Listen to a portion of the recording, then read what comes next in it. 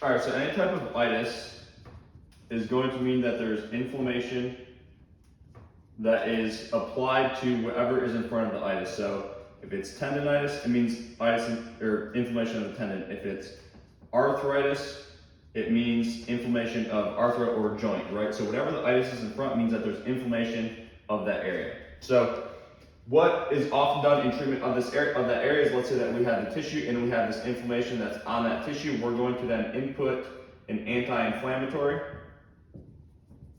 to reduce or take away the inflammation of that tissue. There's also the aspect of we're pouring something on that tissue that is causing inflammation, right? Like there's inflammation being poured on based upon something that we're doing. So we do the anti-inflammatory to take away the inflammation, but if we don't stop this thing being poured in that it's causing inflammation, then all we're doing is basically clean up something that's continually coming in. So this is why rest will also be prescribed, is like rest takes away the inflow of what is causing inflammation, and the anti-inflammatory will clean up the inflammation that is in that given tissue. So that's why that combination of rest plus anti-inflammatory is often used.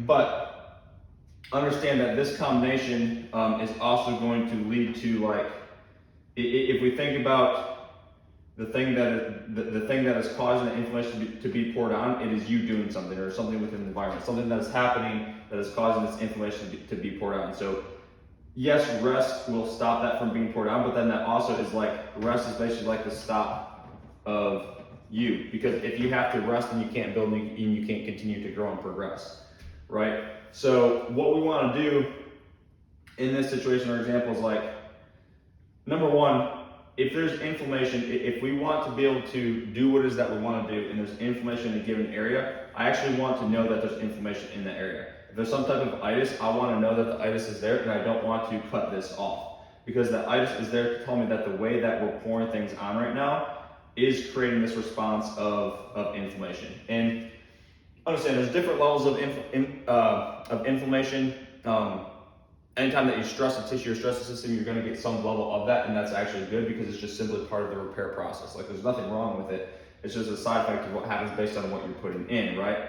But the reason that I don't want to do the anti-inflammatory is because I want to actually know what level, let's say, of inflammation that we're creating based on what we're pouring in, so that we can adjust what we're pouring in instead of just going straight to rest. Because if we just go straight to rest, then we can't actually pour anything in, which means that we can't do anything. So that's why, like, this combination doesn't work for athletes or people who are active or generally doing anything in their life, because then that means, again, like I said, the stoppage of you, because you can no longer do anything, right? So the solution then is, if the way that we're pouring things on is causing this inflammation that is greater than what we want to have, it's causing more pain, more restriction, or inhibition than what we want to have, we want to pour things on a different way. Like, if this is our tissue and pouring it on this way is causing inflammation, then we want to pour it on this way and see, or pour it on like longer or shorter or whatever, in a way that doesn't create the level of inflammation that is creating this restriction that we're having, right? So again, what we want to do is not cut off the inflammation with the anti-inflammatory, but we want to be aware of what it is and then simply adjust what it is that we're inputting into your system. So this can be, you know, the movement that you're doing, how you're moving, what you're eating, sleeping, like all these different things that are included within, like, you or whatever it is that you're doing. These are all things that we can manipulate to adjust how we're putting things into your system to see what happens, or to see how we can affect the inflammation, versus just completely cutting off, telling you to rest, and being like, oh yeah, you feel better, but you can't actually do anything, right?